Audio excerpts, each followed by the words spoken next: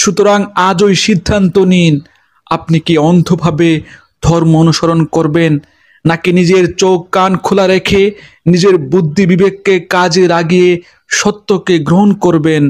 ধর্ম উত্তরাধিকার নয়, ধর্ম হলো সত্য প্রমাণের ভিত্তিতে নেওয়া সিদ্ধান্ত।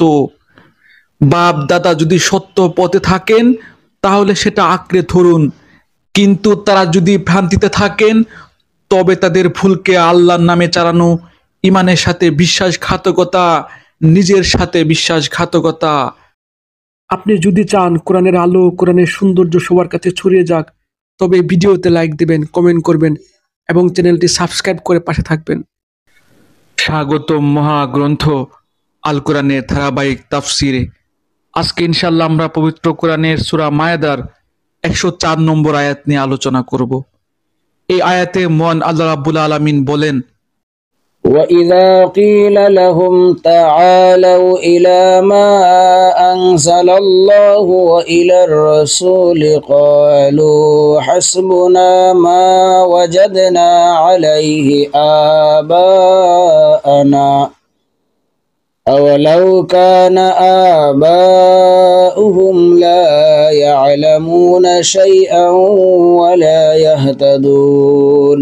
যখন এদের বলা হয় আল্লাহ তাআলা যা কিছু নাজিল করেছেন তোমরা সেদিকে এসো, এসো তার রাসূলের দিকে, তখন তারা বলে আমরা আমাদের বাপ দাদাদের যে বিধানের উপর পেয়েছি তাই আমাদের জন্য যথেষ্ট।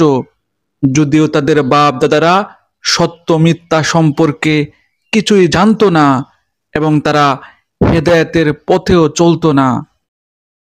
আলহামদুলিল্লাহ, চমৎকার একটি আয়াত। আসলে বর্তমান যুগ তথ্য প্রযুক্তির যুগ। এ যুগে মিথ্যা ও কুসংস্কারের কোনো স্থান নেই।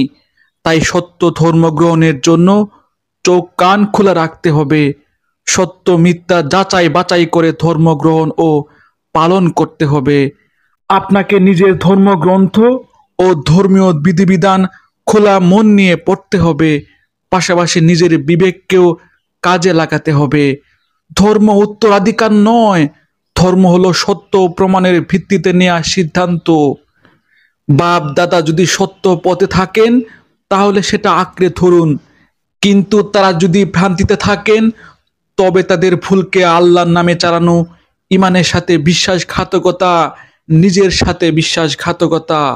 সুতরাং আজই সিদ্ধান্ত নিন, আপনি কি অন্ধভাবে ধর্ম অনুসরণ করবেন, নাকি নিজের চোখ কান খোলা রেখে নিজের বুদ্ধি বিবেককে কাজে লাগিয়ে সত্যকে গ্রহণ করবেন। কারণ কিয়ামতের দিন আপনার সাথে আপনার বাপ দাদা থাকবে না, থাকবেন শুধু আপনি আর আপনার ঈমান আর আপনার কর্মফল। আল্লাহ রাব্বুল আলামিন আমাকে সহ আপনাদের সবাইকে আজকের আলোচ্য আয়াত থেকে শিক্ষা গ্রহণ করার, এই আয়াতের শিক্ষা হৃদয়ে ধারণ করার তৌফিক দান করুন। এই প্রত্যাশা আজ এখানে শেষ করছি। ধন্যবাদ।